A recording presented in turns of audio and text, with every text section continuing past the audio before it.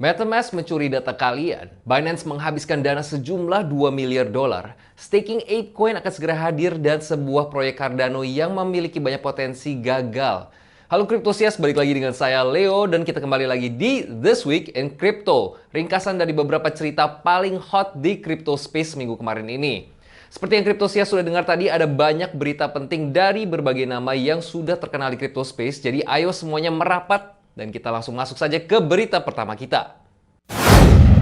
ConsenSys, perusahaan induk dari dompet kripto populer MetaMask, sedang menerima banyak kritik setelah adanya pembaruan kebijakan privasi mereka yang mengungkapkan kalau mereka mungkin mengumpulkan data pribadi para pengguna.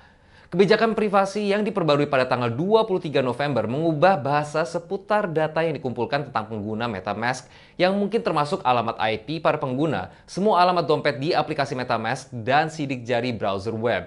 ConsenSys mengeluarkan pernyataan yang menyatakan kalau MetaMask sendiri tidak mengumpulkan alamat IP tetapi default RPC provider MetaMask yang disebut Infura yang diakuisisi oleh ConsenSys pada 2019 dapat mengumpulkan data ini.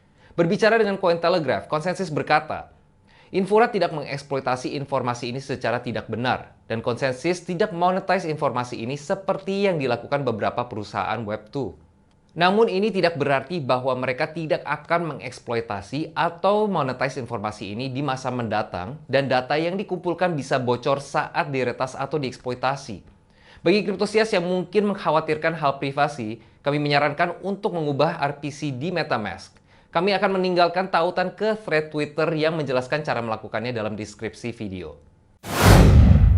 Di hottest news kedua, Crypto Exchange Binance telah mengumumkan rencana mereka untuk mendukung ekosistem kripto selama penurunan pasar dengan dana pemulihan kripto alias Crypto Recovery Fund senilai 2 miliar dolar. Menurut CZ, dana pemulihan akan digunakan untuk membeli aset dan perusahaan kripto yang tertekan dan membantu mendukung proyek yang mungkin terpengaruh oleh jatuhnya FTX atau kebangkrutan lainnya. Awalnya dana sejumlah 1 miliar dolar dan tambahan 1 miliar dolar dilakukan dalam beberapa hari terakhir, setelah CZ seharusnya melakukan perjalanan ke Dubai untuk bertemu dengan para calon investor. Sejak mengumumkan dana tersebut di awal bulan ini, pelaku industri lain telah bergabung dalam inisiatif tersebut, dengan Jump Crypto, Aptos Labs, dan lainnya memberikan komitmen sebesar 50 juta dolar. Tidak ada pengumuman yang dibuat mengenai proyek atau perusahaan mana yang telah menerima pendanaan tersebut, tetapi CZ mengkonfirmasi kalau Binance US sedang mempersiapkan tawaran untuk mengakuisisi platform pinjaman terpusat Voyager yang gagal dalam beberapa minggu mendatang. Wrapped Bitcoin token ERC20 yang dimaksudkan untuk mewakili Bitcoin di blockchain Ethereum mulai kehilangan pasaknya. Diperdagangkan hampir 2% di bawah setara Bitcoin pada tanggal 25 November. Wrapped Bitcoin pulih sedikit pada tanggal 26, tetapi masih 0,6% di bawah pasaknya pada saat penulisan. Poster Twitter Dr. Nick A menyoroti kalau DPEC mungkin terkait dengan BitGo, sebuah platform penyimpanan kripto institusional dan penerbit token Wrapped Bitcoin. BitGo pemegang Bitcoin yang diwakili melalui token Wrapped Bitcoin dan sejak jatuhnya FTX telah menunda penarikan dari platform. Ini mungkin menyebabkan kekhawatiran bagi beberapa pemegang Wrapped Bitcoin menyebabkan mereka membuang alias dump token karena takut BitGo runtuh. Namun saat ini mungkin belum ada yang perlu terlalu dikhawatirkan. Dengan memeriksa wallet Bitcoin BitGo, kita bisa melihat kalau ada lebih dari 234.000 Bitcoin dan dengan sedikit kurang dari 230.000 Wrapped Bitcoin yang beredar, tokennya fully backed. Namun ada baiknya untuk Cryptosias mengawasi situasi ini selama beberapa hari mendatang. Token Bored Ape Yacht Club, yaitu ApeCoin, hanya beberapa hari lagi akan diluncurkan untuk staking Monkey Money.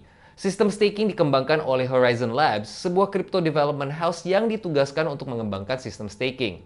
Pemegang token Ape akan dapat staking token mereka mulai 5 Desember dengan hadiah yang dikeluarkan mulai 12 Desember. Menariknya, pemegang ApeCoin yang berbasis di Amerika Serikat tidak akan bisa stake token mereka di situs web. Sama dengan Kanada, Korea Utara, Iran, dan Rusia yang juga tidak dapat mengakses fungsi staking di situs web. Keputusan untuk memblokir pengguna Amerika Serikat kemungkinan dihasilkan dari penyelidikan pada bulan Oktober oleh Securities and Exchange Commission alias SEC terhadap Ape Creator yaitu Yuga Labs. Regulator sedang menyelidiki apakah perusahaan non-fungible token ini bertindak lebih seperti sekuritas dan selanjutnya melanggar undang-undang federal. Tapi untungnya blokir geografis ini bisa dengan mudah di-bypass dengan VPN. Ardana, sebuah proyek yang sebelumnya sangat menjanjikan di ekosistem Cardano, menyerahkan diri, mengutip masalah pendanaan dan pengembangan di blockchain Cardano. Di Twitter thread, proyek tersebut mengatakan, pengembangan di Cardano sulit dilakukan dengan banyak dana yang digunakan untuk tooling, infrastruktur, dan keamanan.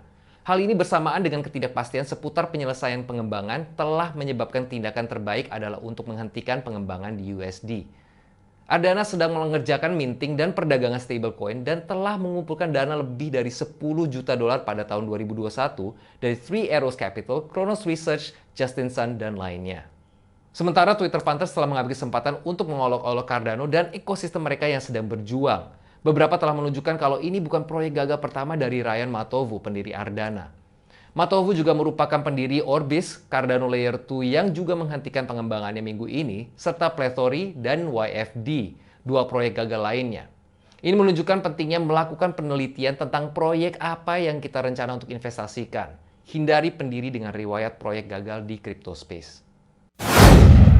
Baiklah Cryptosias, hari ini sampai di sini saja untuk This Week in Crypto. Mengingat adanya berita tentang pembaruan dari MetaMask, staking dari ApeCoin, dan juga adanya berita tentang project Ardana yang gagal, ingat untuk selalu melakukan riset kalian masing-masing mengenai tim tersebut dan juga untuk terus memantau berita yang ada seperti di This Week in Crypto.